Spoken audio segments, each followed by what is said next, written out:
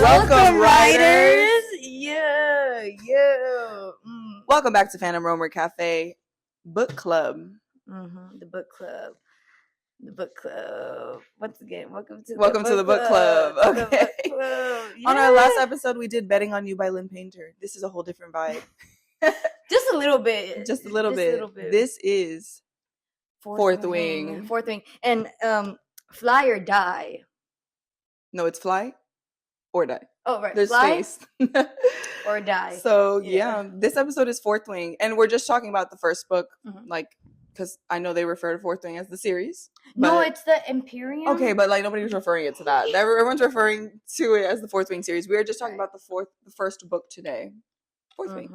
We read it over the last 2 weeks. We consumed it. We ate it up. Yeah. It was good. It was good, but before anything, we have posts regarding the book club on our Instagram at Phantom Roamer Cafe. And yeah, we just do a little trailer of what's going on for the next episode or video, whatever it may be. So definitely check us out on the Instagram. Yes, girls, please go over there, interact, engage. Like y'all forget, like there's a comment section on Instagram too. Like it's not just TikTok. And just a little thing, thank you so much for the support on the Sabrina video. It's doing very well. New subscribers. Thank you. Welcome. It's fun over here. We like to make jokes. We like to have fun as fans and not take things so seriously. Why are you dead assing the camera? Alrighty. Anyways, this is going to be a relatively long video, but we have it sectioned out. It's not going to be like the last one where we were rambling and wouldn't shut up. Okay, but in the context of YA romance in the modern world, there's no like sections really. Unlike this, like there's layers. There is world building. But yes, we will be putting everything in chapters in the description so you could come back or whatever. But make sure to grab a drink or something. This is gonna be long. A drink, a snack, and your own copy if you have it, so you can flip to the pages when we do our. Speaking of, we will be doing we took notes this time while we read.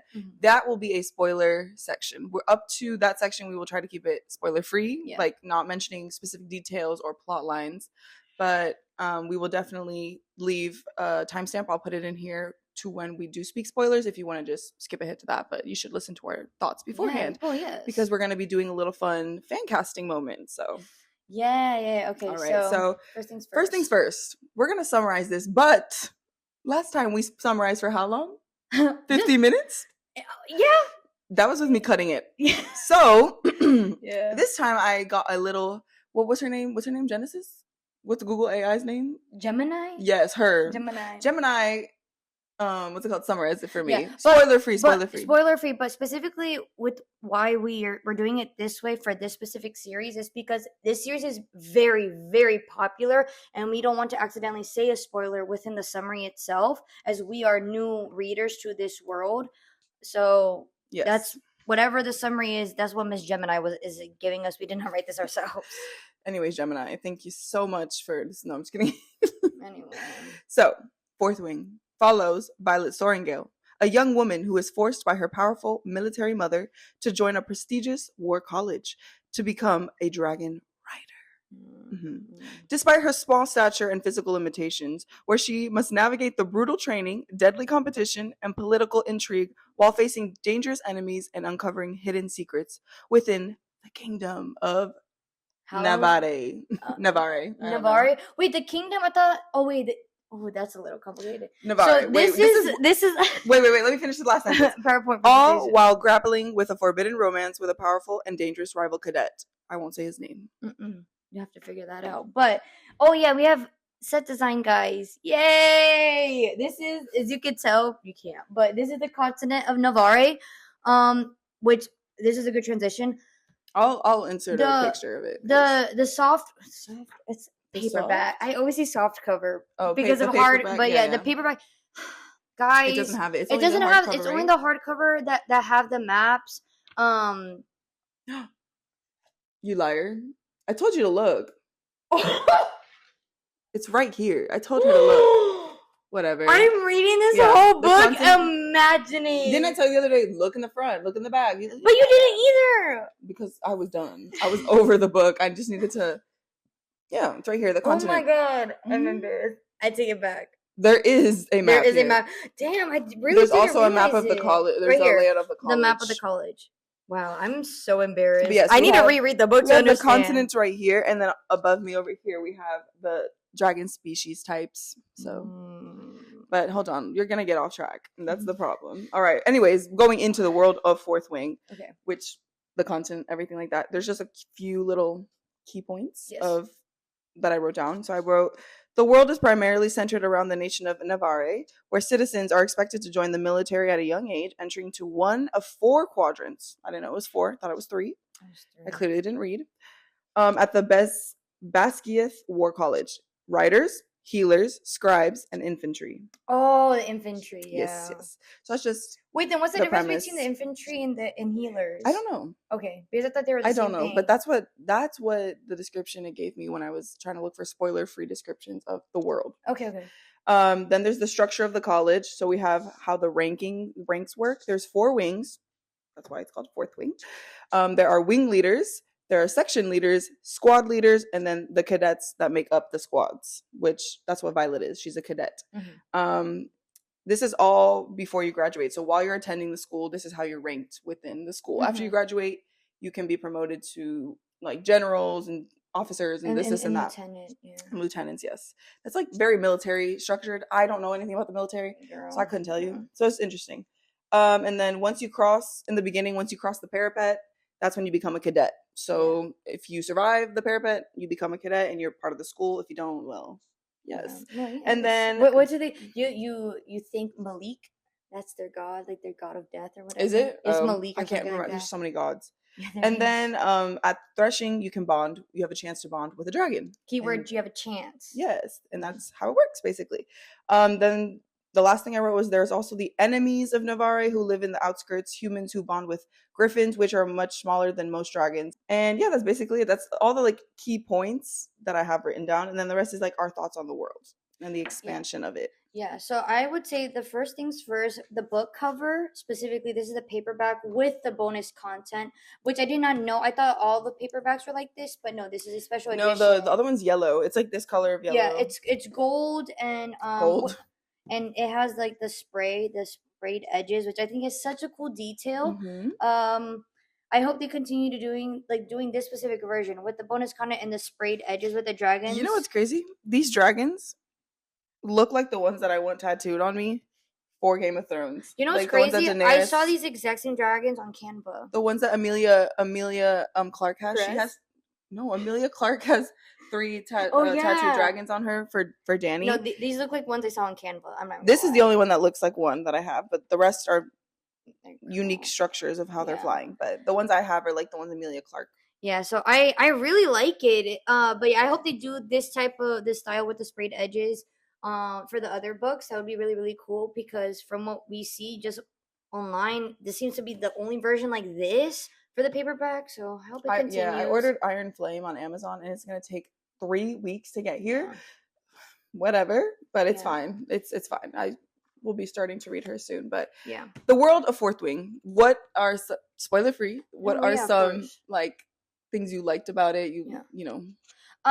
So overall, this is my first fantasy book besides Harry Potter. But like even then, Harry Potter has like what's it called? Not mythical, but like magical elements to it. So it's still in the modern world, and they just have magic. Yeah. This was like completely like I'm a newborn for this type of stuff. So I was explaining it to her like this is hard. Like it is really, really hard to go into a whole new world and like you're learning what's going on, but then also following a character that does like they know everything because they live in this world. Like it's very interesting dynamic. But based on how Rebecca like wrote the college and stuff, I think it was digestible in the sense like okay, I can contextualize where everything is.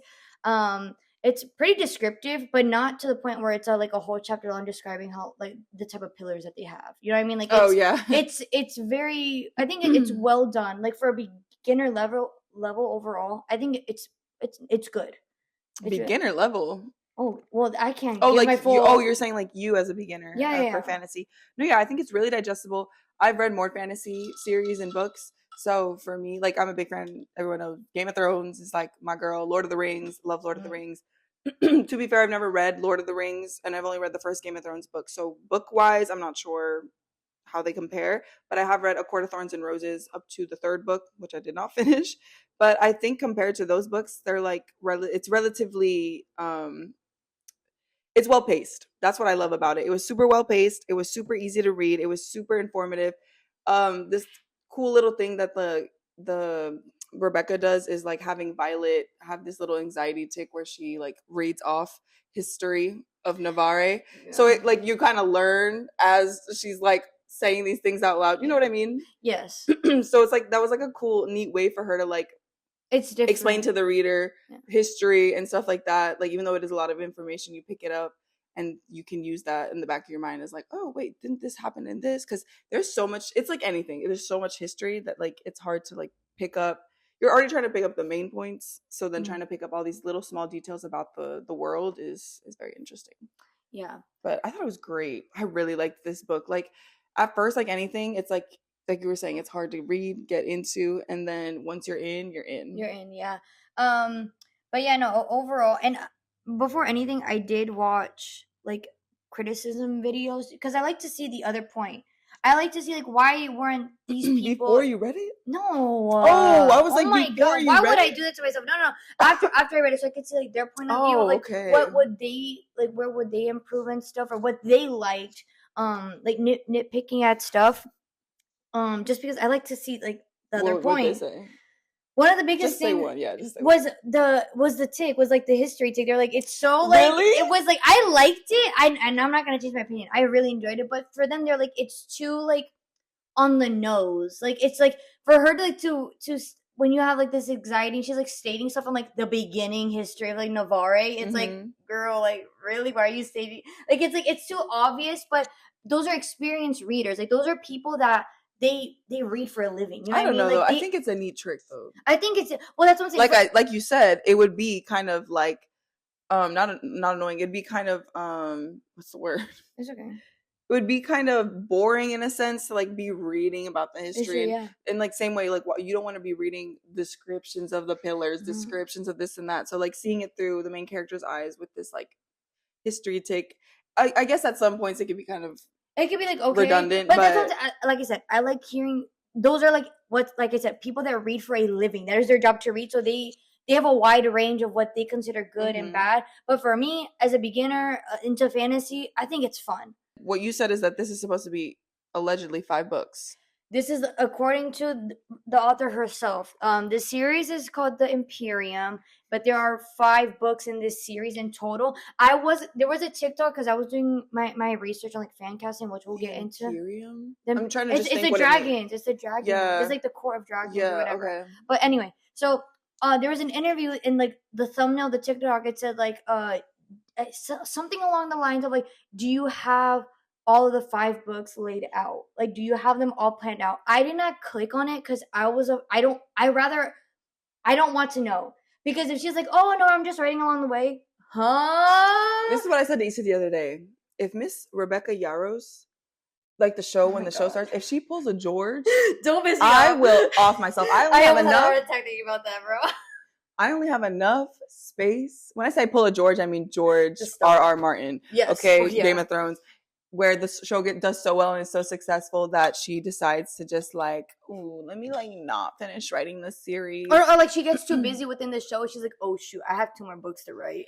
Yeah, Winds of Winter, I'm still waiting. And there's another one after that, allegedly. Yeah, A Dream of Spring. But anyways, I don't want her to pull a George. I hope she does not. She seems like a Game of Thrones fan. And I hope she's learned from George. Well, the quote we saw, this is Daenerys. Oh, it's Daenerys. No, it's Katniss Targaryen. Katniss Targaryen at Hogwarts. At Hogwarts in the Dauntless faction.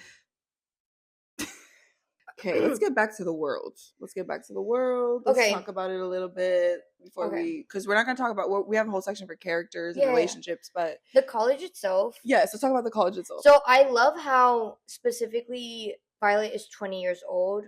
Young. We're in our early 20s. College years. In college years. I really, really like that. Thank God she's not 18. Oh my God, bro, I was going to be sick if she was 18, but she's 20. The classes, it feels like very like they all take general classes, and then once they claim dragons and become a writer, they like take I guess once you're signet is what it's called. Like every dragon passes power over to their writer, and once they like that signet comes to fruition, they go into a different class where they start to like learn how to control the signet and stuff like that. Yeah. It's also interesting, like certain things are forbidden in the world. Like all these writers are used to fight the enemy, the supposed enemy that they're against, I guess, at this point. But there's certain signets that aren't allowed. Like if you're a mind reader, you're dead. You can't be alive. But it's interesting because one of the characters, Dane, is a mind reader, but he's only a mind reader if he like touches. But he's not a mind reader, he's a memory reader. So he can't read. Oh, a memory, yes, so a memory reader. He can see memories. He can see memories. But that, in a way, is a mind reader. You're reading their mind, like you're reading their past, their present thoughts. Like that's what it is. But I don't know. It's a little confusing. I think it's a little confusing because that's what I picked up is that he can read. He can see your past memories and he can feel your present emotions if he touches you. I think he can't feel the emotions. It's just the memories. Like he can't. I don't know if there's a certain time. Like he can't see anything within the past like 10 minutes or something because is that considered a memory? But yes, he. Yes, it is though. Well, yeah, technically. Yes, it is a little complicated, but technically it's a memory. Yeah. Okay. But yeah, there's like everyone has a signet. That's what I thought was super cool. It's like everyone has their own power, and like certain ones can be repeated and some are stronger than others, but like Xaden has a very like particular one that's like it's called Shadow Wielder. Shadow Wielder. If you've seen the show Shadow and Bone, well, he's literally okay, I've never seen Shadow and Bone. Yeah, well, that's what the character does. That he the because in my head, see, you had something to like think of when he was probably doing whatever he's doing. Yeah. In my head, I'm like, wait, is he going poof McCavity? McCavity. No, I didn't think like that. I'm thinking like other side, like poof, others. Oh, no. You know, that's what in my head. That's I'm funny, like, but no, I didn't think of it like that. No. But then as we like explain them longer, I'm like, oh wait, so he can like shield or he can like encompass darkness. I guess. Right. We'll get into that when we talk about the characters more. But it's just interesting that like the powers everyone has are like very particular to them and their dragon. Yeah, and what's also interesting too is that as I was reading along, learning about each character and what signet they develop over time, there's not many repeats. Which honestly, that's huge when it comes to world building because you would think there's not many, but there are. There's some that like they haven't seen in years, and there's others where people might have similar ones. It's similar, but that's what everyone has a different one. When it comes to the world building, like I'm just so curious when Rebecca was creating these characters and their designated signet, it's like that's a lot of like magic happening in this world. The fact that very, very few repeat. Yeah, magic is a very big part of this world. Like power, and also the dragons are a big part of this world. Oh, yes. So like the dragons are in control, and it's interesting that like they're the ones with the real power. Like they have humans believe that they have any kind of power when they really don't. They could kill them all and they would just be a world of dragons. But it's interesting to understand why these dragons want this special bond or want this connection with humans, why they want the writers, why they want to work with the humans in the first place. Yeah. I hope that's something that we continue to learn about is like I guess the start of like how did they? I think we will. I hope. I mean, because I think that what we got to where it ended and everything, like what we find out, I think it's something that's like from all the way back then. Like it's history that was erased, and then they're trying to relearn it. Okay. Yeah. So yeah. But yeah, for the world, I feel like that's really all I have to say. Like it's cool, but most of this book takes place in the college. Yes, yeah. So I think that's also really, really cool. She does she does a good job about we are learning about the day-to-day life, but then also it's not dragging on. It's like, oh, she's going to class again. Like we learn something more about each character with every time they attend class, and also something new is happening. Like you're going. I forgot to mention, it's 3 years. Yes, they're only 3 years, not 4 like a regular college. It's 3 years. She's a first year, obviously, going into this. So you're seeing it through.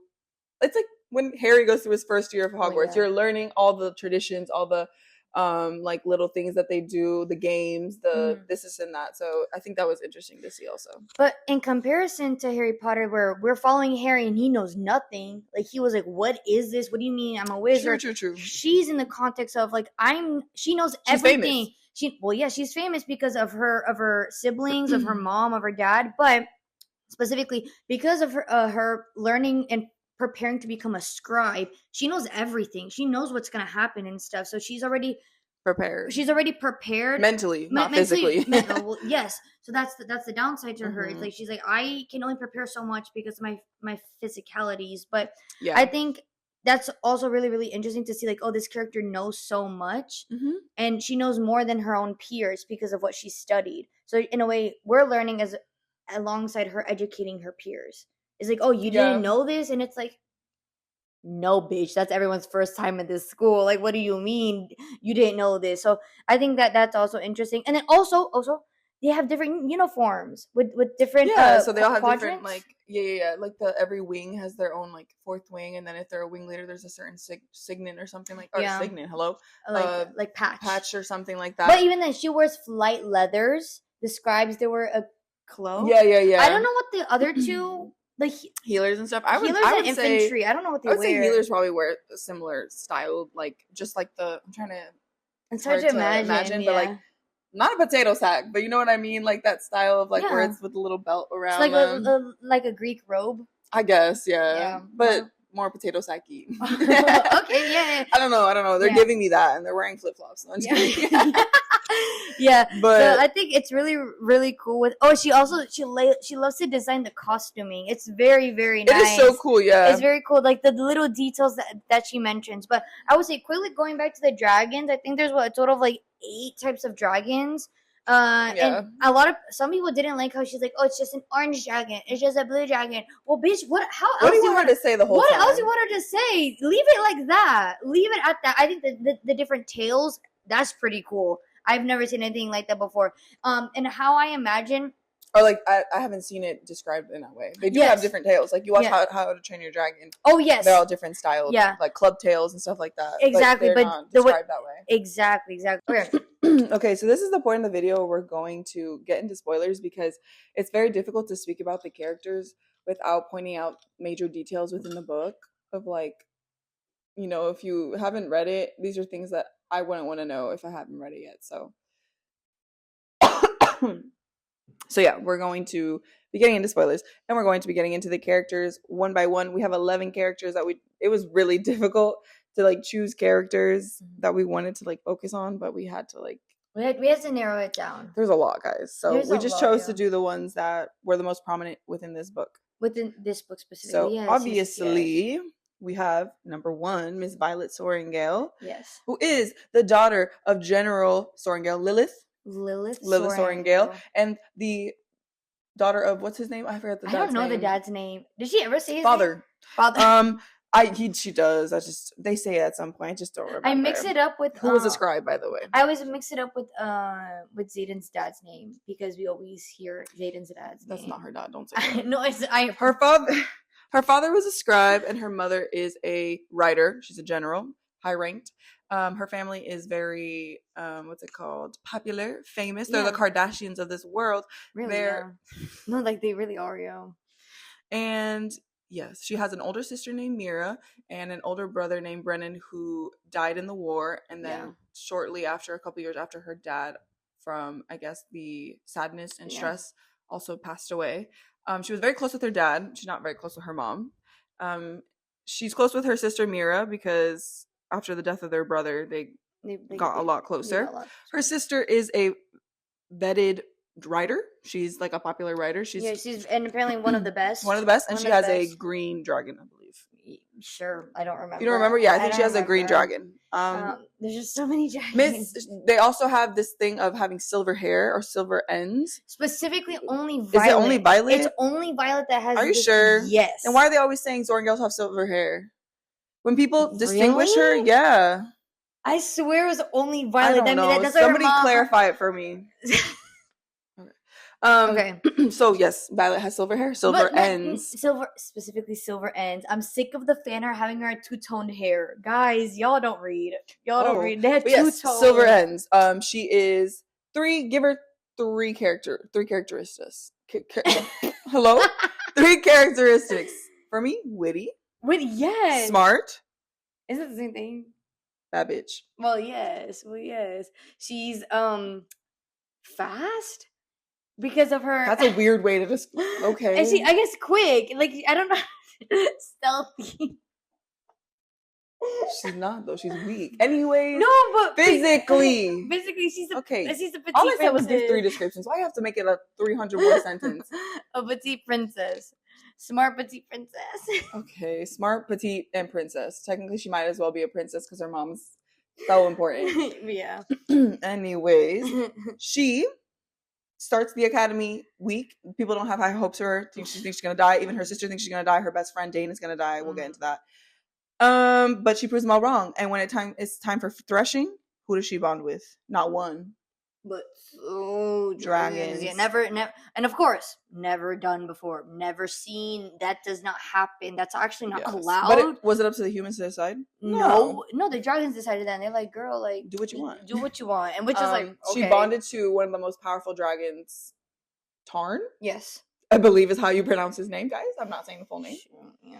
And she also bonded with a tiny little feather-tailed dragon, Andarna. Gold. Beautiful. Shining. Yeah. Glimmering. Bejeweled.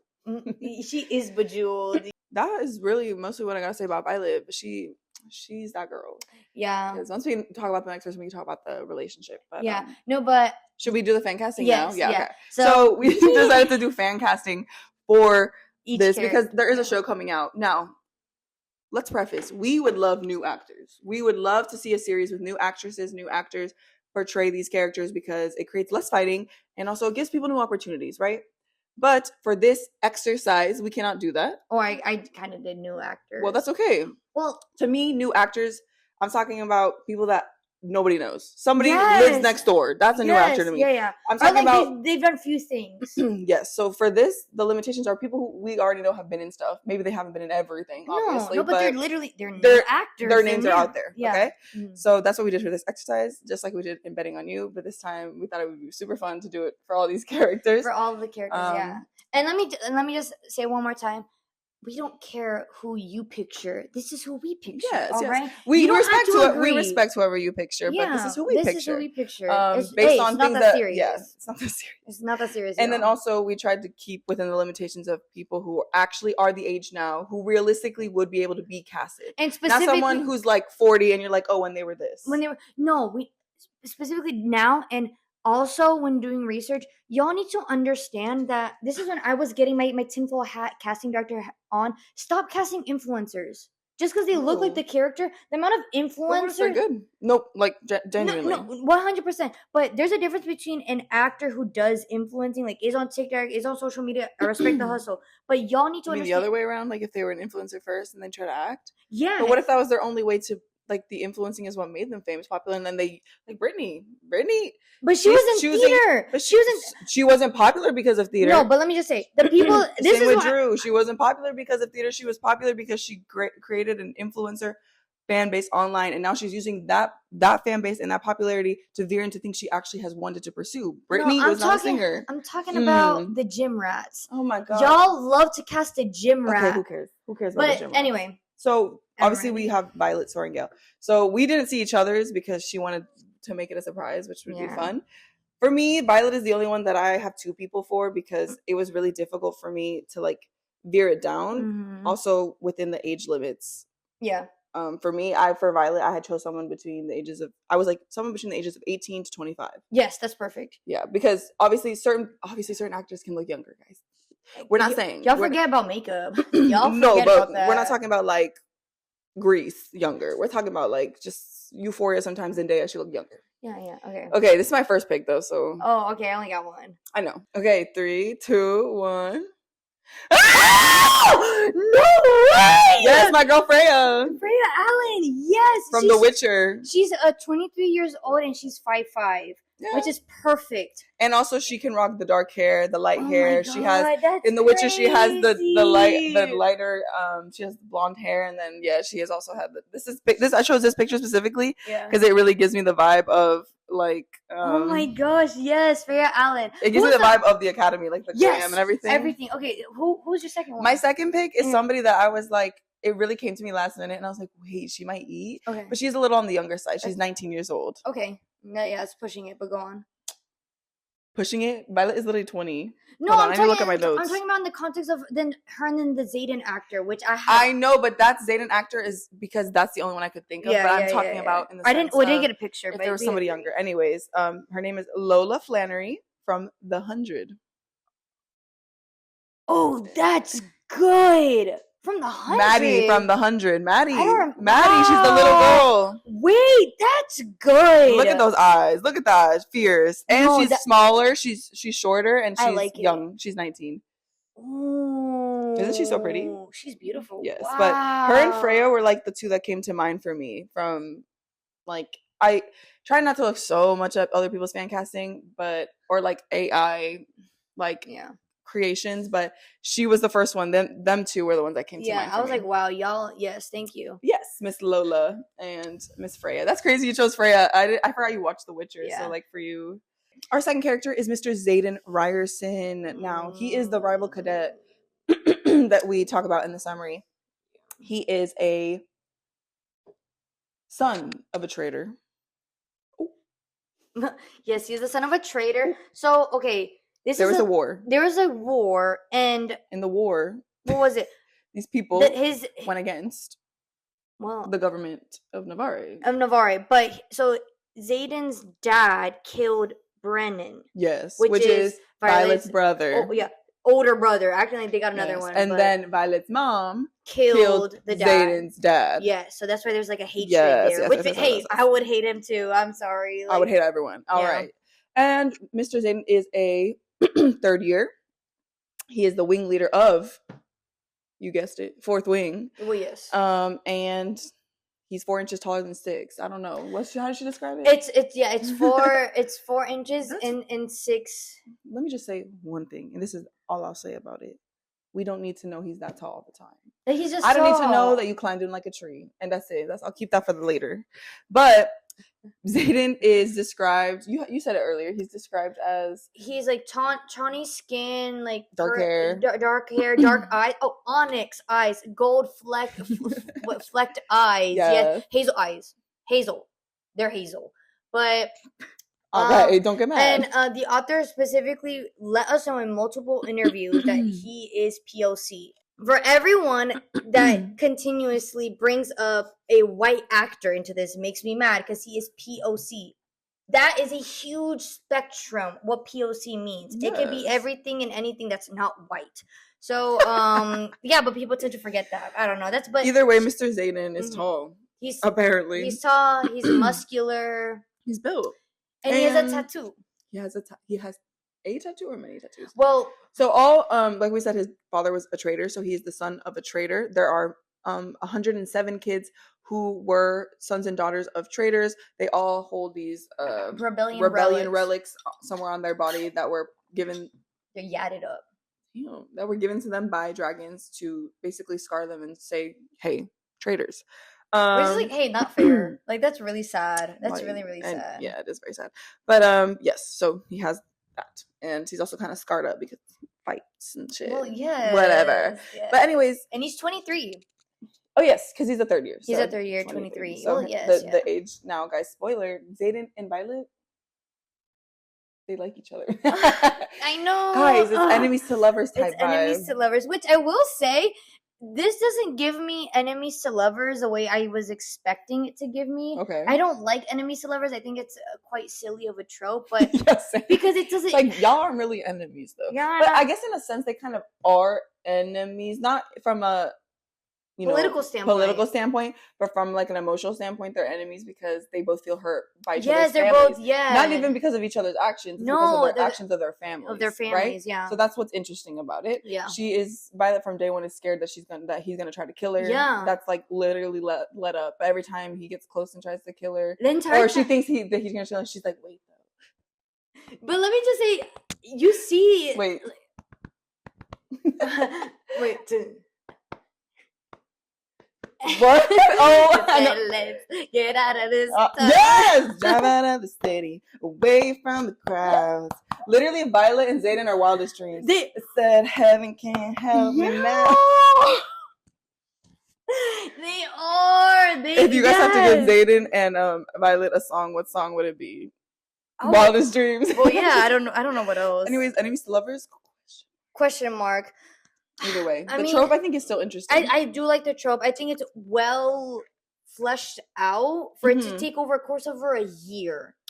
Yes, that's what I was trying to say earlier. I didn't want to add it because I didn't know if it was spoiler or not, but this does take place over one whole year, which I love. Thank you. Let's move it along, which is going to be interesting how they do that for the show because that is a lot of ground to cover. But anyways,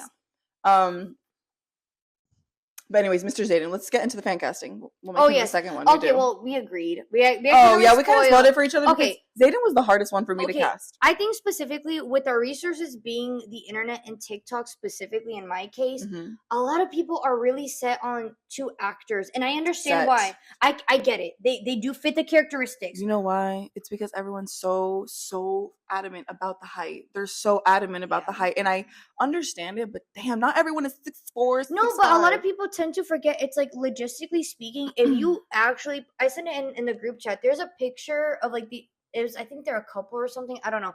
But the girl is 5'2" and the guy is 6'4". And guys, it looks cartoonish. It doesn't look appealing to the eye having that drastic of a height.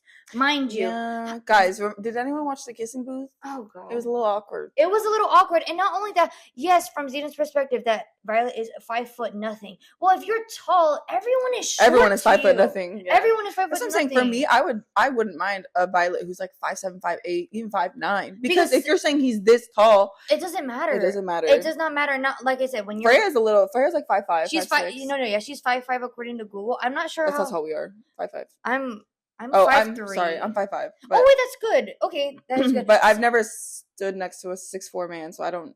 I mean, not that I know of. I don't think so. I've stood next. My brother is 6'1", but that doesn't. No, but he's tall. Yeah, my brother. That's really tall. So even everyone's like, this actor isn't even 6 foot. Guys, that's not the point. Y'all are annoying. Like, I'm so also, sorry. when it comes to camera angles, you can make anyone look tall or short. You want her to be on an Apple box or something? Anyways, who did we decide on? Oh, we which Victor did you choose? I didn't pick one. That's what? Oh, no hair. Oh, no hair. I mean, no beard. I don't picture Zayden with a beard. I picture him with a stubble. I don't. I picture Zayden with a stubble, but I don't picture him with a stubble. With longer hair. Emilio Sakurai. Yeah, here. Let me look up an Instagram picture. He's a German actor and singer. But yeah, I just saw because of the shirtless. I was like, no, but that's good. I'm trying to vision with the tattoos. Yes, yeah, with the tattoos. But anyways, Emilio Sakurai is like the perfect person that I thought of for him because that was the fan casting I saw, and I really couldn't think. Like the only tall man I know, like actor wise, is Jacob Lordy, and I can't cast him in anything else. I'm sick of it. I don't want him anywhere else. I'm sorry. I'm sick of it. He's hot, but I'm sick of it. Basically, like, she just thinks he's gonna kill him the whole time, but he doesn't. He doesn't. She's just scared of him, but she, like, not scared of him. She's, like, intimidated. Yeah, but she's scared of him. Well, yeah, because she thinks he's gonna kill her. And he's gonna kill her. But I don't know. But then once again, spoilers, guys. It's already been said. Oh, that's true. So once she bonds with Tarn and Andarna, we suddenly, how did that happen again? It's like we just hear his voice. Yeah, she heard his voice in his head, and then that's how you know that they like. She was like, "Why are you? How can I hear your voice?" Then she has to declare, and she had to declare too because Andarna's like, "Me too, bitch." And then, yeah, there was a whole thing. But anyways, she finds out that Tarn, which is her dragon now, and Zayden's dragon Sagil, they're mates. So they're dragon mates. And that basically means that like they can't be away from each other for an extended period of time. Like they always have to be together. So their riders are kind of bonded as well. So of course, I literally wrote that down. Like it's literally just like A Court of Thorns and Roses. Of course, they're bonded. And of course. Okay, but this is when I was, as we were reading along, I'm a little confused by that because I can understand if you know how I would have. Might as well do Tarn and Sagil and Andarna's. Next. Yeah. Okay. I was gonna say keep going. So I guess we could, I don't know how to say it without it being a very rough transition, but basically, so the four of them can speak to one another.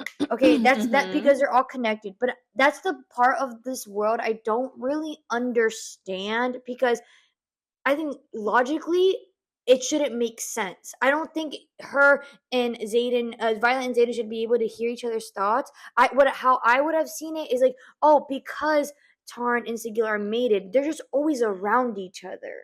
Like, no matter what, they can't be separated. It's like, oh, of course I have to see Zayden. Of course Zayden has to see me. Like, all this stuff. It's more like I wouldn't be surprised if she felt like a burden because she's always with Tarn. But the fact that they could hear each other's thoughts too. Well, I don't know. Maybe there's more to it. Maybe there is more to it. I don't know. But that's just the only pet peeve I have. It's like they could have not heard their thoughts. Like, and it would have been, what's it called?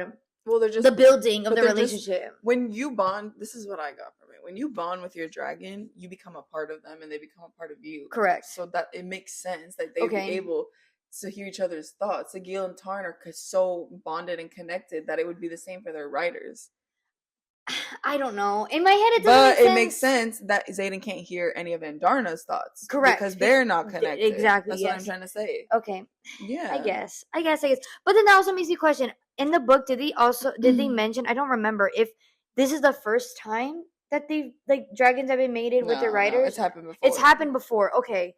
Interesting. They're not mated with their writers. No, but you know what I'm saying? Like, the dragon... They're not... Tarn ain't mating with Violet. You know what I'm saying? Like, the writers are mated to one another, and then the dragons are mated. Okay, so that's not the first time. Are always like, oh my god, mated writers. Yes. Okay. And basically, Zayden, after that point, becomes protective of Violet because he thinks that if something happens to her, if she gets killed or whatever, it will obviously diminish his, position, and he can also be at risk of dying, because if Tarn loses another rider, because Tarn had a rider before Violet, then he died, and then I guess that affected Tarn. He didn't bond for years, and then Sigil chose Zayden, and then now Tarn has chosen Violet.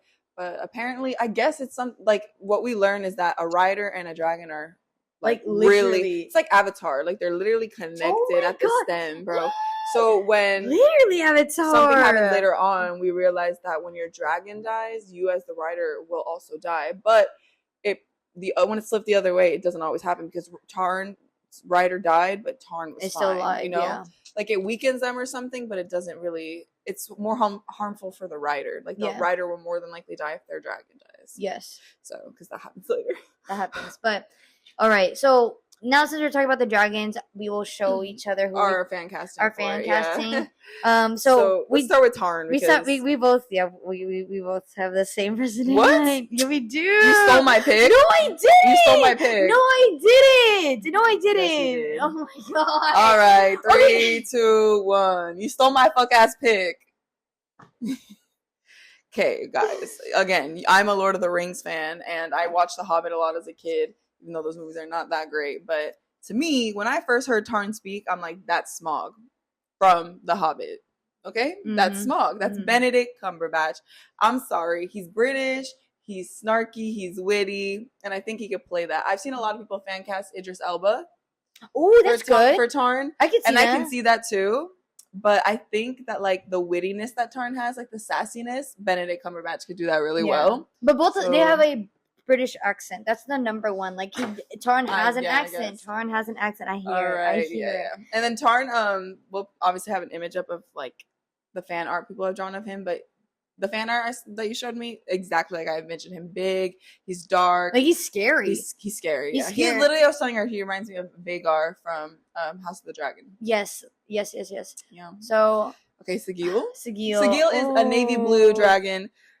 She's also a little sassy. We don't get to see her too much, or read about how she interacts with Zayden too much, because obviously that bond is between Zayden and Sigil. Yeah, we don't get much of that perspective. From the external stuff that we get from Violet and from Tarn, it seems like she's also witty, but she's very she's the top. Yeah. You know, Tarn is that. He's a big dude, but Sigil is that girl. Yeah. And she's fierce. And apparently, what was this is about to shock you. This is about to shock you. Okay, but one more thing is that Sigil is a I don't know if it's there's a big age gap too between Sigil and Tarn. I have no idea. At the end, the last chapter. I don't remember like how their ages work. Like I know age lore is kind of similar, different. Like with Game of Thrones, where like they can live extended. But I don't think that it affects their bond, their size. Oh no, it's not their size. Because it does for Game of Thrones. Like how old they are, they start to get bigger usually. Mm-hmm. So I mentioned that because Sigil, I think it's the last chapter. It's always in the last chapter where or it could be in the bonus content. I don't remember. I haven't read the bonus content. I skimmed it. Okay, well, I skimmed it too, but I think Sigil mentioned something. It's like, Violet's younger, and then Xaden says, "Is like, girl, you're younger than Tarn. Like, don't really? play. Like, don't play. Yeah. So we have that in context too, that she's younger. I think it's funny how her dragon's a boy and then Xaden's yes, I love it. I love it. Each other's perspectives. Yeah, okay, ready? This is gonna shock you because I don't think you're gonna. I don't think you're expecting this person. Okay, so our casting for Sigil, 3, 2, 1. Oh, that's really good, actually. Ooh, that's awesome. Wait, that's actually really. That's really good. So she chose Cynthia Erivo. Erivo. I chose Amelia Clark because. Why not? It's because Amelia has like that sassy British voice, but she's also like she has that like strong voice. Yes. Did you see those two, like that innocent side of her when she was younger, and then like good. That's a great way. I just also love Amelia Clark. No, she's a wonderful. Has she done voice acting work? I don't know. But if she has, I'm curious to hear what it sounds like. But this would be awesome to bring in a familiar audience to this show, to this world. That's good. Yeah, I also saw people casting Emily Blunt. I saw that. I don't know. That's real. Cynthia's interesting. You know why? Because she's reading Onyx Storm. She's a fan. Wait, that would be so. That would be iconic. Cynthia's fire. I like that pick. And the way she speaks in interviews, it's so soft. Yeah, subtle. But like, Sigil's strong to me. Like, but that's what I'm saying. I want her to be in this character. I want her to be in this more not aggressive, but just like more what's that called? Wait, that is actually so cool. I like that. I like that. Yeah, okay. And then Darna, the cute little golden dragon. You're gonna gag. I love people like she obviously is still a fierce dragon. Like she's still obviously like scary. She can do some damage. She's like a little velociraptor. She can do some damage. Oh, that's good. But people keep like doing fan art of her as like a My Little Pony version. Like adorable. Guys, she's a dragon. People and like in my head she sounds like but she's not like that. No. Because, at first I kind of found her like she was cute, but I found her annoying. So in my head I was thinking of Aquafina. I just don't. Her voice is really annoying to me, like in animation. Not Aquafina. No, I know. Did you watch Raya? What's it called? Raya and the Last Dragon. Yeah, that's probably why it was in my head. I was like, girl. But then I really thought about it. I really sat through it. I saw some blogs, and I was like, wait, I need to go the Disney Princess route. Yeah. And I chose a Disney Princess. That's okay. You're gonna gag at mine because probably. I wanted to choose a child actress. Oh, that's good. Yeah. But I think it's too cartoony. Yes, I think I could see need that. Like an adult who can add that childlike innocence and element to her, but it can because she's gonna grow up. Yeah, and also in the context of the world, it's like and Darna is familiar of like death and war, even though she's still very young. Like she's a baby. She's a baby, but she's being educated among with the other dragons of like how serious her leaving the veil is. Like it's not something that she should be playing around with. Okay, you're gonna laugh at mine. You're gonna laugh. I don't even know if you'll recognize her face, but maybe. Oh, maybe not. I don't know. We'll have to see. Okay, 3, 2, 1. Brittany Broski. That's actually really good. Although you just said don't cast influencers as Gym Rats. Oh my. Gym Rats. It's Mandy Moore. She plays Rapunzel in Tangled. Oh, that's good. Oh, I like that. Because Mandy Moore has that well, you've seen Rapunzel. You've seen Tangled, of course. Her I like voice. it. I like it. I feel like she can bring that, but she can also bring like you've never seen This Is Us, but that show she's very emotional and very strong mother. So I was like, I think she could do it. Plus, she has familiarity with voice acting, and specifically with Rapunzel's story, her being like innocent and stuff, and we are, I mean, not the age, but like very naive, and then being like drawn into this new world she's never seen. Yeah. Brittany Rescue's cool though, because I think that's like, it brings, you know, she's been talking about she wants to be a voice actor. That's like her end. Well, one of her end games is to be a voice actor. She's read Fourth Wing. I don't know if she ever finished Iron Flame. I don't think she's reading. No, she says she's not reading Onyx Storm, but I think this would be a fun opportunity for her, because why not? Why not? She said that she wants to be a voice actor, and I think this is a perfect opportunity. Yeah. She's a big fan. I like that. She's a big fan of. She respects the art too. Mm-hmm. Like, she understands the importance of the animated world, animated characters. She just had Josh Gad on her show, The Royal Court, and I don't know. In the way she knows, like, all the voices that she makes. Like, I literally, I close my eyes at those times, and I'm like, wow, like. It literally does not sound like her. Like, this is a whole other actor that I'm listening to. But, yeah, she has, high school theatrical experiences, but I think for it to be like an influencer to actor pipeline, I think she's one of the people that what's that called? Like, rooting for? Yeah, I'm rooting for the most. And it seems like she's maybe on her way doing that. But yeah, so that's. Oh my God, I'm getting fingerprints on my book. No, it's okay, me too. So that's what we have. For the dragons. I think it's super cool when it comes to voice acting, because sometimes you listen to a voice actor and you don't even know that it's that actor or whoever, but I think it's super, super cool. So the next character we have is Dane. Dane is a second year. What? Atos? Oh, Atos, or yeah. Atos.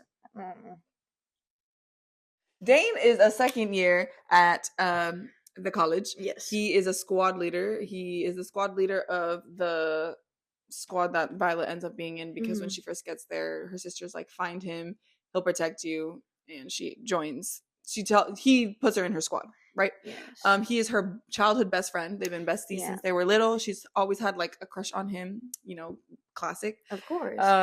And she hadn't seen him in a year because he was in at the college, and then she saw him again, and she was like, wait, this isn't the Dane that like I grew up with. He's different.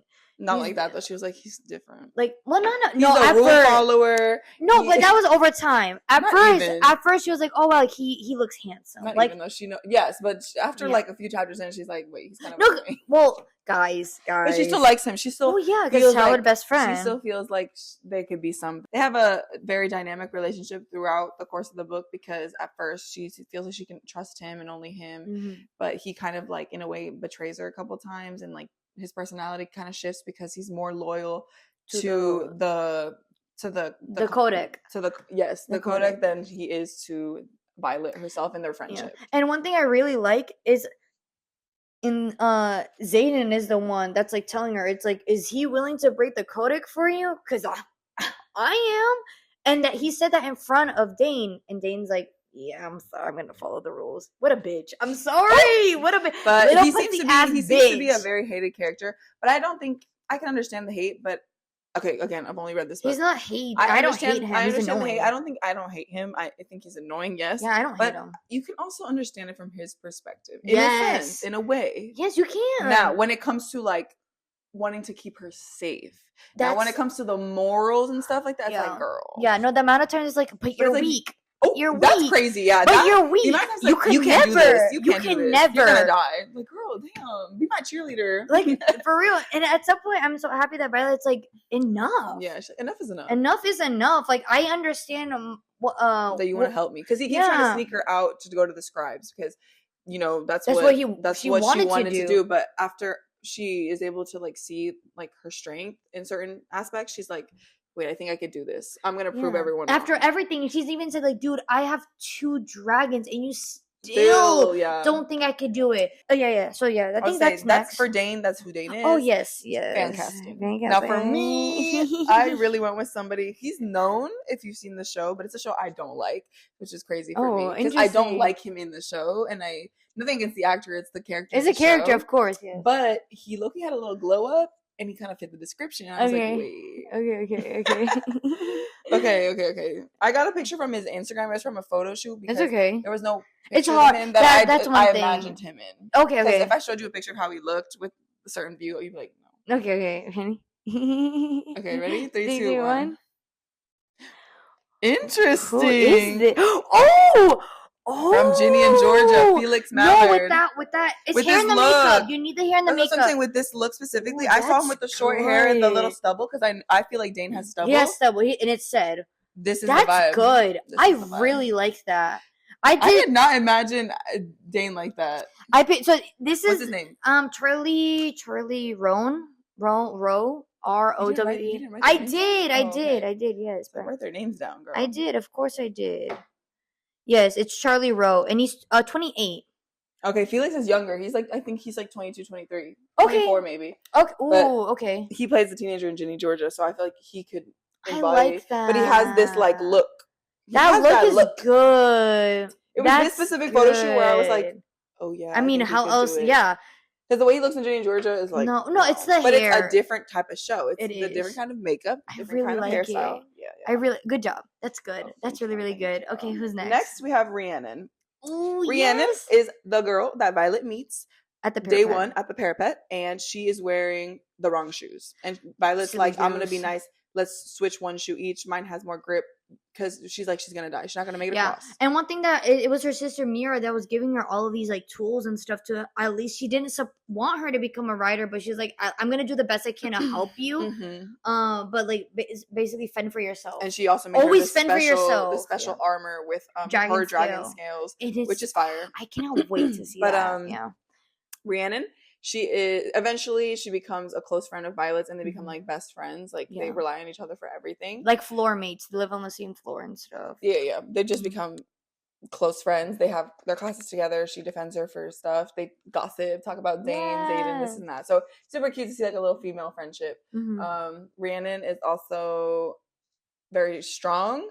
Physically strong, but also mentally strong. Because she's been preparing. Yeah, she used to train. I imagine her as somebody with like a lot of older brothers or something. Yes, always training. She's like, I've been training my whole life to become a writer. To be a writer. So she does bond a dragon. She ends up bonding a green dragon, just like her sister, Violet's sister Mira. And okay. So for Rhiannon, fan cast. This is like I couldn't get her out of my head. Okay. 3, 2, 1.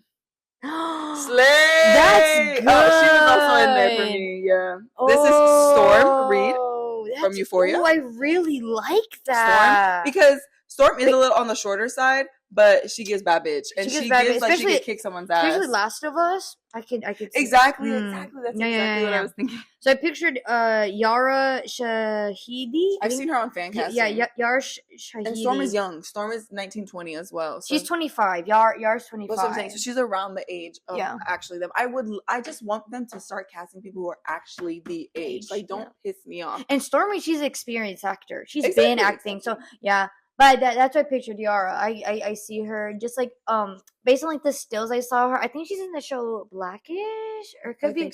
I think so. But the stills that I saw, like she's always like smiling and stuff, and it's like wide-eyed. Like she has knowledge of what's going on in this world. She knows what being a writer entails, but she's excited because she's been preparing her whole life. I feel like Storm can play both. She has like that wide-eyed view because she looks younger and everything, but she's also like she look like I'm ready to serve. Yeah. She can fight and stuff. That's good. That's good. So I chose Storm. Sorry guys, the camera probably cut out, so it was probably just audio there, but it was sorry guys. Okay, so our next character is Jack. What a fun character! I'm not gonna lie, he's a bitch. He's annoying, arrogant. We also meet him at the parapet. The parapet, yes. Yeah. And he's a killer. He already has it out for blood. He's like, I'm going to push you to everyone. He does push somebody off the parapet, actually. He does. Yeah. It's so sad. And he tries to chase Violet down at the last second because they go in like 30-second increments or something like that. You have to give them enough time to walk. Yeah. And also, it's raining. Can we mention that, guys? It's raining walking across the parapet. Well, I envision the parapet being high up in like super the sky, high. so, like, and like cobblestone and it's slippery. Yeah. But Jack is just like that, and one of the antagonist characters where it's like he's a challenging force for Violet there. And basically, he like vows to kill her. The entire time. For the whole thing. The whole entire time. Eventually, she gets her lick back. Yes, she does. And the day her signet appears, she basically Jack. Well, yeah. Him and his dragon. So, because he did bond a dragon. Yeah, but he did bond a dragon. He was really just a force to be reckoned with. We won't give more details because it's fun to read the events that happened, but I think he's a fun character. I really do think so. He's super fun. I thought it was so funny how he was like immediately the first person that came to my head was the guy from Hunger Games. Yeah. I think his name is Matthew or something. He just was giving me that energy, but I did not fan cast him because he is too old. Yeah, no, definitely. He's like almost in his 40s now. I was like, wow. Yeah, a lot of people tend to forget just because they look like the character, you cannot cast them in real life. But I envisioned him. Well, yes, that everything, the stature, the hair, yes.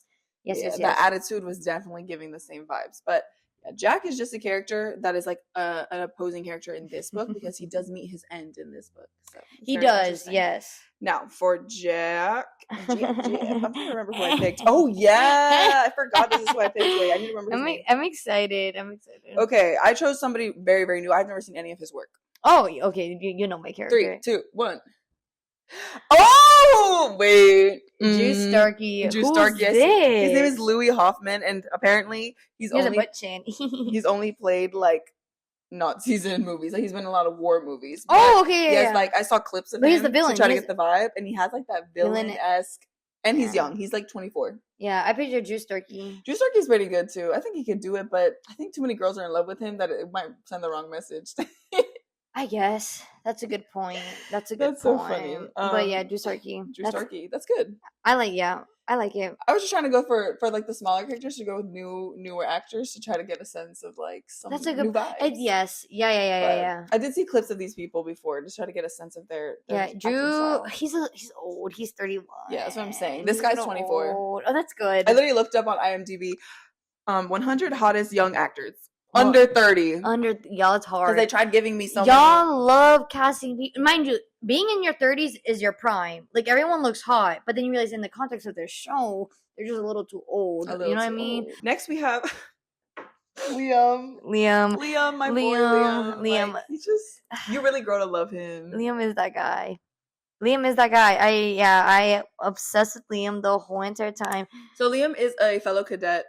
We don't meet him till like maybe I'd say like halfway through the book. Yeah. When again, this is past Xaden and Violet realize they're bonded. He needs to protect her. She doesn't want to be protected. Blah blah blah. So he appoints.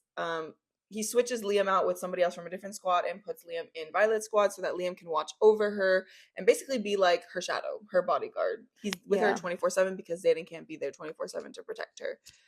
This happens after Violet gets attacked in her room by a bunch of unbonded cadets, yeah. But yes, Liam basically becomes her shadow. They become really good friends because he's with her all the time. And she learns a lot. He's such a sweetheart. He really gives sweetheart vibes. Yeah, he gives me no, that's too much. I was gonna say like Hercules, but that's not. That's too prominent. But Hercules. You know what I mean? You know what I'm saying? Like to me, I feel like he's more of like he's also very tall. He's also very tall. Like big, tall, strong, like a bodyguard, vibe. But I envision him so much as a sweetheart, and I think for my fan casting, that's the route I went. The picture I have is not the best. Mine isn't either, but it is what it is. Makeup. Well, yes, makeup, and y'all get into the gym, get those gains in. Though I will tell you, I haven't cried at a book in a long time. You cried? But I teared up. I screamed. I closed the book and I was like, no! I was like, no!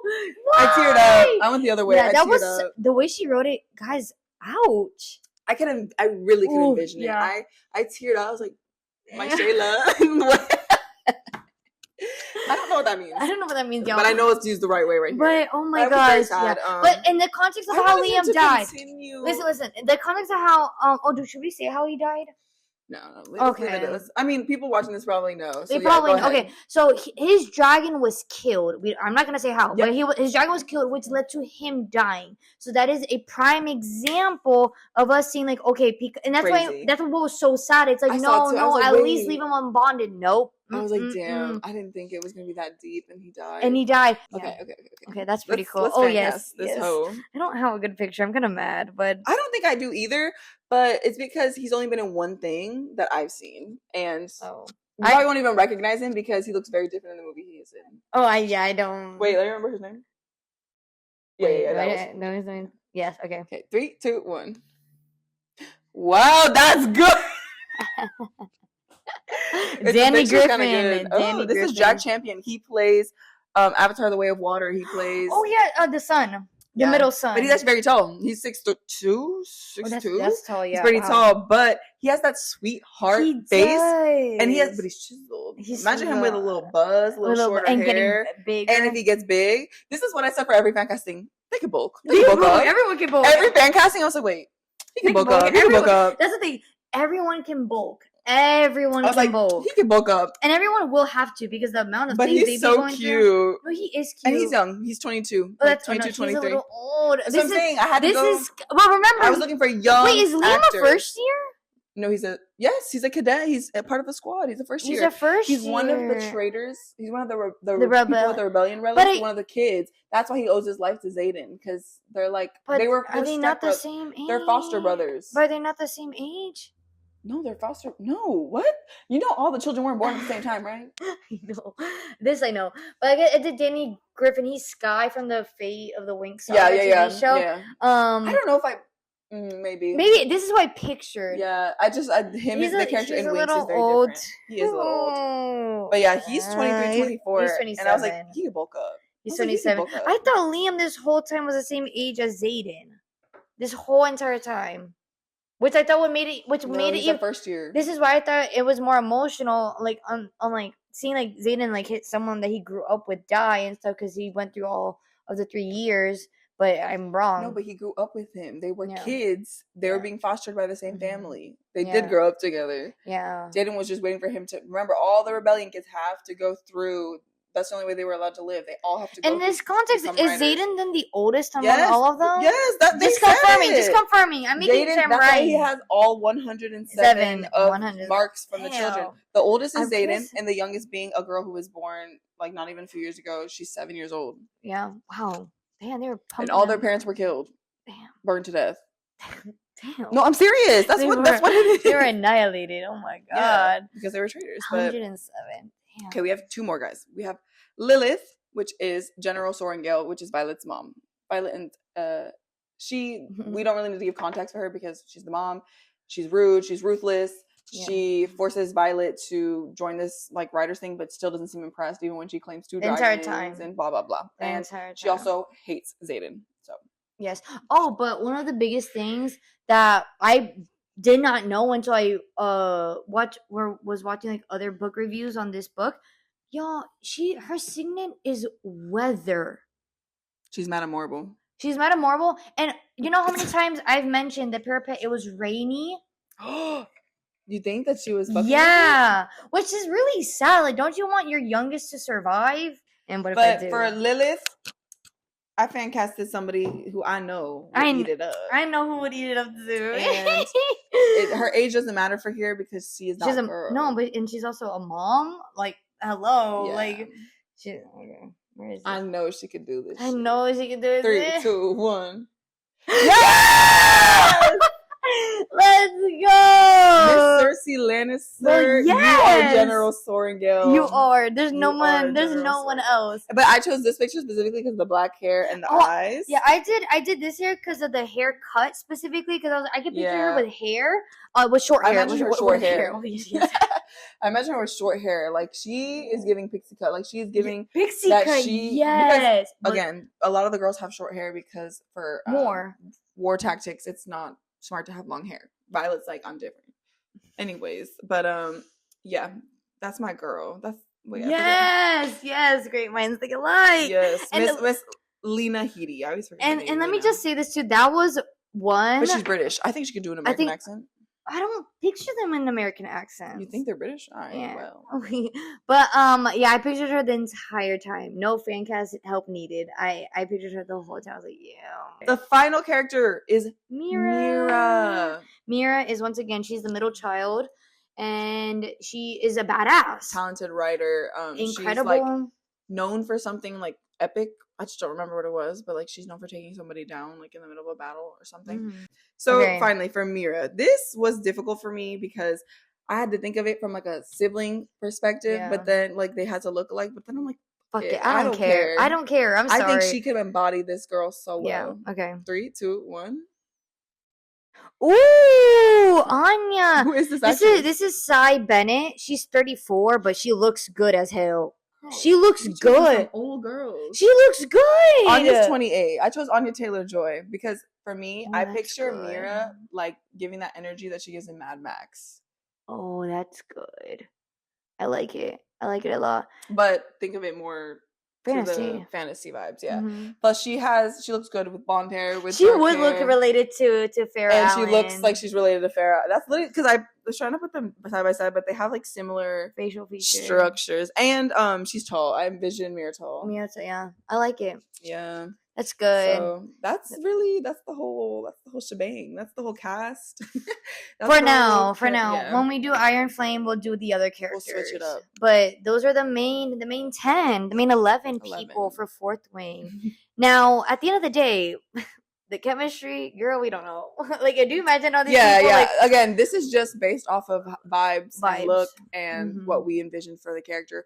But casting is a lot more intricate. It's so fun.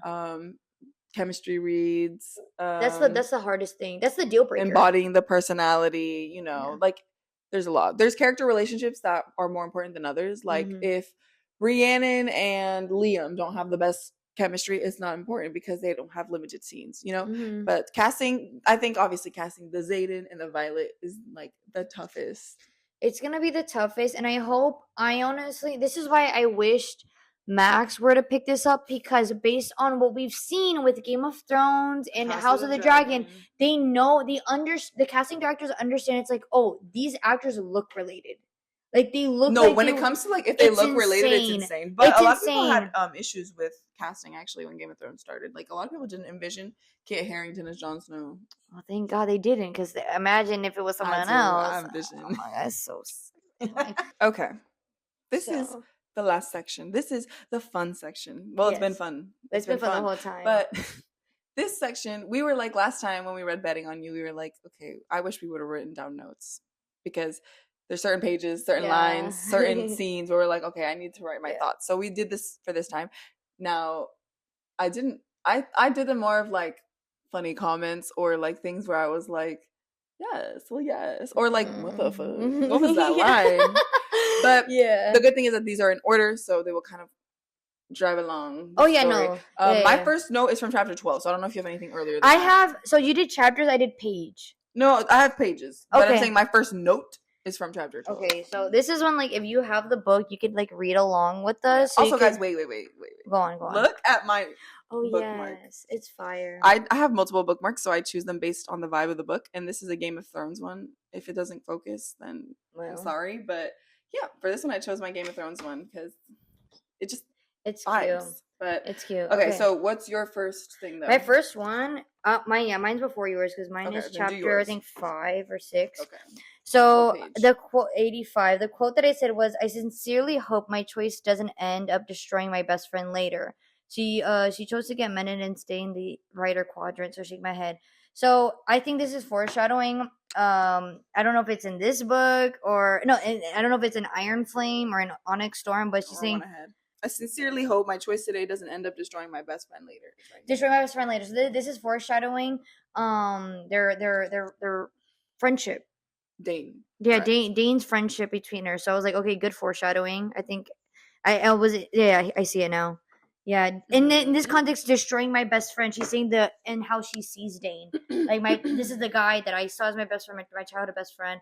I hope it doesn't destroy later, knowing that she was being mended, and still committing to being in the writer's quadrant, and Dane being annoying as hell, being like, leave, no, join the scribes. So that was the first thing. I was like, okay, period. I like it a lot. What's next for you? The first thing I wrote was in chapter 12, because I was so into it that I forgot to start taking notes. Chapter 12, I should have written the page down, but chapter 12 is probably in the 120s, 130s. But anyways, I wrote down chapter 12. I just wrote about the whole chapter in general. Mm-hmm. I love this chapter where we're walking through the dragon grounds. It was so vivid. Also, the green dragons being able to smell her sister's dragon scales on her armor. That's cool. So like they're related, yeah. those dragons, the green ones that smell her, one of them ended up being Rhiannon's dragon. So that's cool. But I love that scene so much. I can't wait for that to be shown. Just them, because at this point in the book they're just walking through, so the dragons get a sense of who they are. But the dragons can also mend out the weak so they can kill anybody who they feel is like they're not it. 2 of their squad members died during that's that. so scary. They get like the fire just they were like strutting down the walkway. Like, but I love that scene because even though they're going through this dangerous little like not tunnel, but this dangerous area of where the dragons are, they're like having this like goofy conversation. They're like, yeah, let's act nonchalant. Let's just hang out. Like they're just having this funny conversation. And they're walking in a line. They're not walking side by side. So I thought it was super, super cool. I really enjoyed that chapter. Yeah. So this is mine's way ahead. So. Yeah. But mine are just little notes though. Yeah, I said for page 118 in quotations, you're tiny. That Who says that? It's Zayden. Oh, I just opened right to it. Wait, he says you're tiny? You're tiny, yeah. This is I'm gonna do tabs for fucking right here. It's at the very bottom. You're tiny. He says like an insult. Well aware. My eyes narrow. Yeah.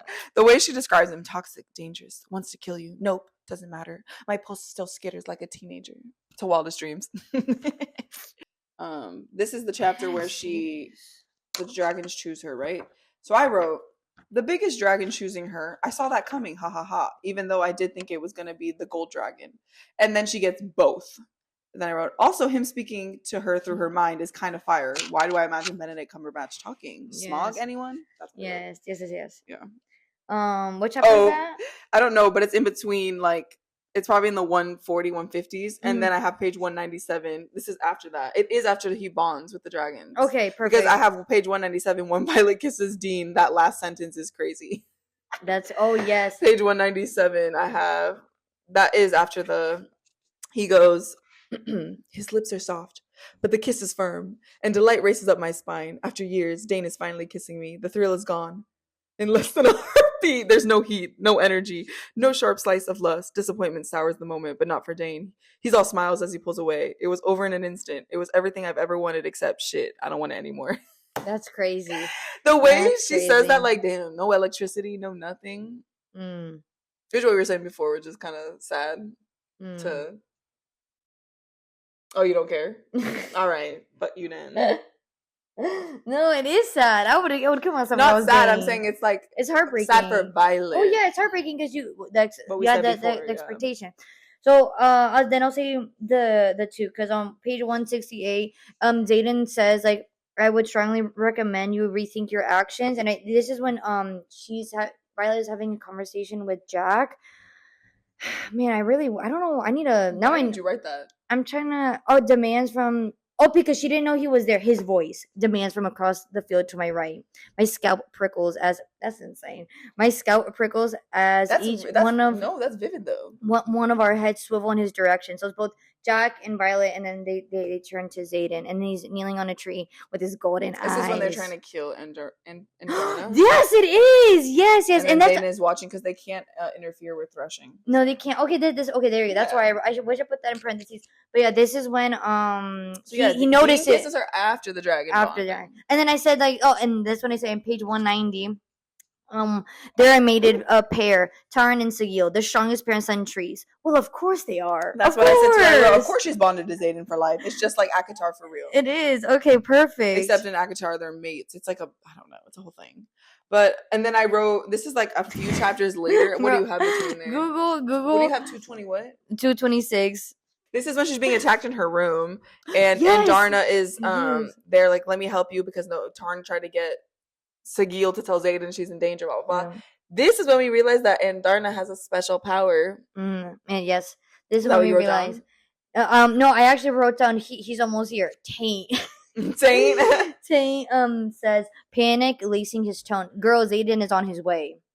So that's when I wrote. I was like, oh my god. I was like, Zayden isn't here. Oh my god. That's not what I was more excited about. Andarna can stop time. Well, yes. Girl, be so serious. Andarna can stop time, and it's a secret because apparently it's something that, like, she can't control, like, or shouldn't be able to have access to yet. She's a baby, yeah. So yeah. And if humans find out that babies can wield power and they can just take it, that it wouldn't be good for the dragons, basically. The next thing I have is it's a couple chapters later where they're talking about it's when Tarn finally communicates to her, or like the power finally comes through or some shit, and she feels all the sexual desires because crazy. I literally wrote, I would hate to be that bonded to my dragon that I can feel their sexual desires. LMAO. I would hate it. You have to suppress the fact that Tarn and Sagila are getting it on.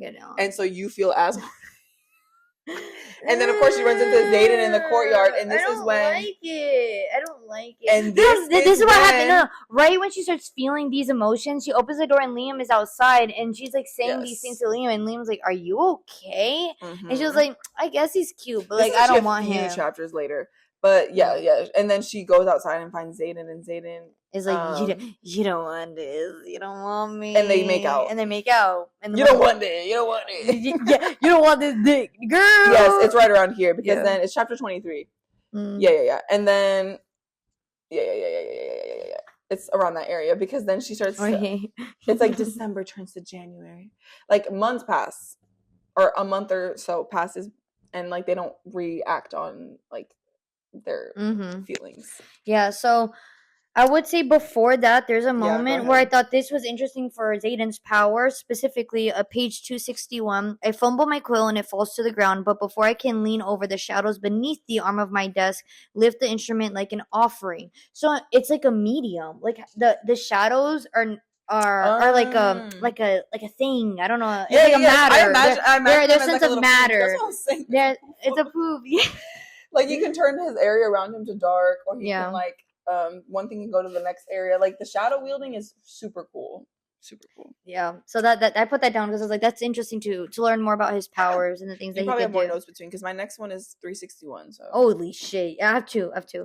So the first one is like what page? 273. Like what? Oh, right here. This is it. When she's feeling the lust. Yeah. Right here. Oh, shit. This is lust. No, just hanging out here before turning in. I look at him. Honestly, look at him. Well, yes, of course he's handsome. But anyway. So Liam says, "Why are you looking at me like that?" He sets his knife and semi-carved dragon down. Like what? My teeth sink into my bottom lip and I debate rubbing against him like a cat in the heat. While demanding he appease this unimaginable ache. I was gonna write that. I was gonna write that down, and I was like, "That's enough." Like a cat in the heat. Damn, girl. She's Dr. Seuss. That line I had it, and then I also had like a multiple times. She's like to climb him like a tree. She says it like 3 or 4 times. Like to climb like a tree. Oh my god, right here. This gorgeous face. Yes. Yeah. My next step is all in the 300s. 361, 377. Yeah. Oh no, the next one I said oranges because I thought of you. Oh wait. I hate oranges. Wait, that's how one of the people die. No, he doesn't die. He's just allergic to them, and then he almost dies. He almost died. Jack. I thought of you. But anyways, that actually goes into my next note. Literally. 361. Yeah, I have the same line. Jack. I wrote down. Yes. This is when 361. She finally kills Jack, and she's Percy Jackson / Madame Morrible. She's the lightning wielder. So if her mom wields weather, like you're saying, it could be, not within the family, but it's similar. So let me just say too. Oh my god, my mind just like something so far ahead. Scene. I love this scene. So far ahead. So a few chapters before, I was like, I know she's gonna get her power soon, but I started like, I took a moment from reading. I was looking at the cover and I was like, it has to do something with the weather because of there's clouds and stuff. So I was like, that'd be kind of cool. She was like a cloud wielder or something. I thought it was clouds because the dragons are in the sky. Yeah, I didn't think of that. No. I thought it was like, it has to do something with weather, like genuinely. Well, there's dragons. And I didn't make the connection with her mom at all. I forgot she even had powers. Yeah, no. Then when I heard the lightning, I was like, well, of course she could do that, which is sick as hell. I think it's so cool that the author picks such a power because it's something that yes, she has to learn how to control, but it's not like she's getting lightning from her fingers. I was shocked. You know what I'm saying? Like it's literally from the sky, so it's not something that she can use with the interior spaces. You know what I'm saying? Like it's not something, so it's not like light or whatever. It's lightning. It's lightning. Yes. It's cool. Yeah, no, I thought that part was super cool. That scene was super fun to read, like. Especially the way it ends, like Tarn roars with the unmistakable sound of pride, lightning wielder. That's so sick. So. Oh my god. My next note is 377. So you would go first, yeah. Okay. On page 377, all I literally wrote, 377, he's Edward Cullen. That's all I wrote. Page 377, he's Edward Cullen, because they're destroying the furniture. Oh, yeah. Zayden and Violet destroying the furniture. How old is that furniture? Literally, that made me think of Breaking Dawn Part 2. I was like, guys, damn. Damn, I don't know, y'all want to fuck with shit. That's all I wrote, page 377. As you should. He's Edward Cullen. As you should. I just wrote this down because I finally connected that it's a continent, because I was asking her, like, how big is this world that we're talking about? If it's like one, like kind of like how Game of Thrones, there's technically 2 continents, but we don't know much about the other one. Yeah. But it is like Game of Thrones, so it's just like it's Navarre, and that was like a mental note in my head. I was like, okay, this is a continent. So I'm curious to know, like, how much bigger is this world going to be built for? The second thing I put was for 405. Bro, she's so down bad. 405? She's so down bad. Down bad, crying at Eddie. No, she is. Not that kind of down bad. She is. No, not that kind of down bad. Oh, well, she's not crying at the gym. Well, soon I think she will be. Shit. 405? Okay, yeah. chapter 32. I'm in love with Zayden, bitch. Oh, well, you should have seen that coming. She been in love. I would have liked if she said, I'm falling in love. Not saying that she is. I like that scene of them on the parapet where they get kind of vulnerable. Yes, yeah. That's so cute. Yeah, this is that scene. Except I'm in a dress. This is when, yeah. My next note was literally, I think, the next chapter, or maybe it's this chapter, when they go and they leave and they're in that big battle against the Viren. Yeah. Yeah. I thought that whole scene was so captivating. That really reminded me of Game of Thrones. I couldn't sleep. I kept reading and reading. It was so good. Yeah. It was such a long chapter, but it didn't feel like it. No, because it's like 36 or something. Because this is when she finds out he betrayed her. But so okay, it's before. So technically, it's the quote I have next. We're going to pretend war. They're doing the war games, which I'm gonna have to look up a YouTube video on, like, exactly how the war games work, because I'm really confused. Are they like a scavenger hunt? Like, I don't understand what these war games are. It was this chapter 36. This whole battle, and then obviously I literally wrote down I cried when Liam died. Like, yeah, that whole thing, bro. Yeah. So they go out to Arita or something like that. Arietta, some shit like that. And basically, they realize when they got to this place, like, it's like abandoned and it's weird. And they find a note, and it says, like, you have to pick either, like, saving a city or continuing the war games. I don't know. Basically, one of the main plots of the book happens where it's like they have to pick and choose.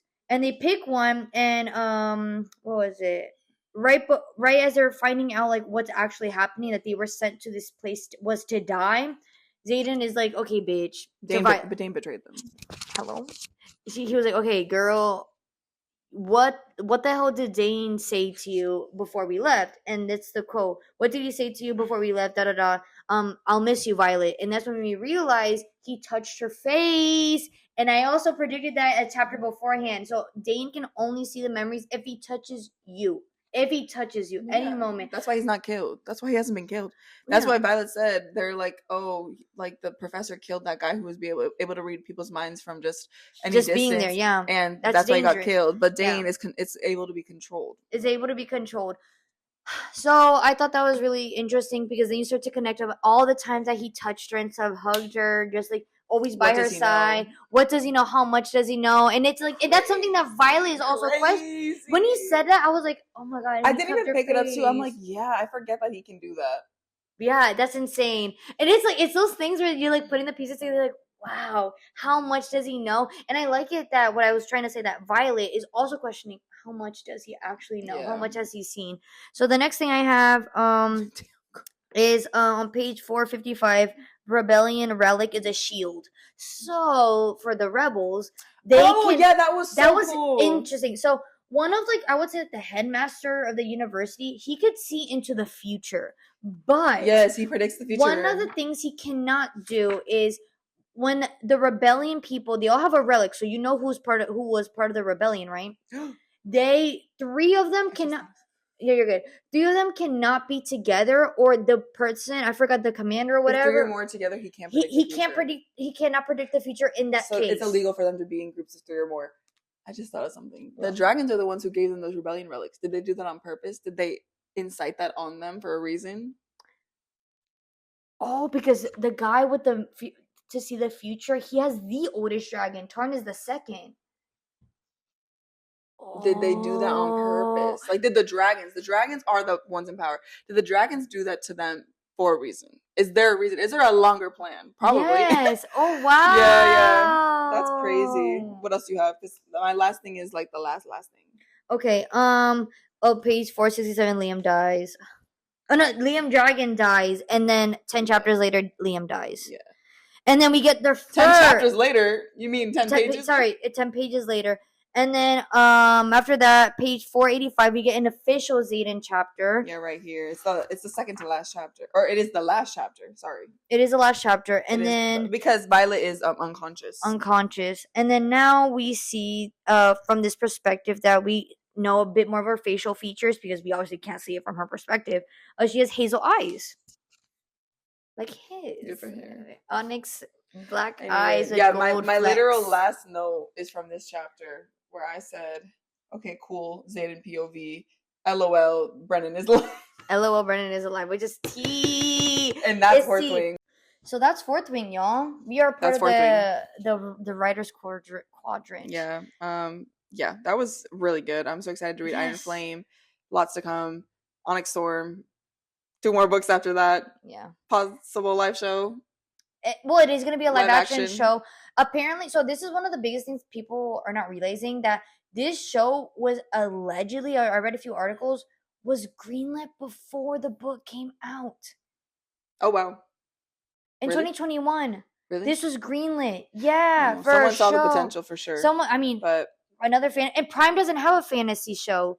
So Disney has Percy Jackson, Max has House of Dragon, Game of Thrones. Prime doesn't. Exciting. They tried with Lord of the Rings and it did not do so well.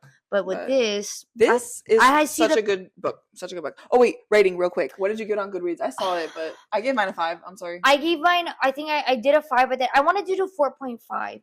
The only reason is because this is what I think of it. When it comes to a book like these this is a romance fantasy. So we are given 2 points in the whole book where there's smut, and I understand from some people's perspectives, like it feels very random.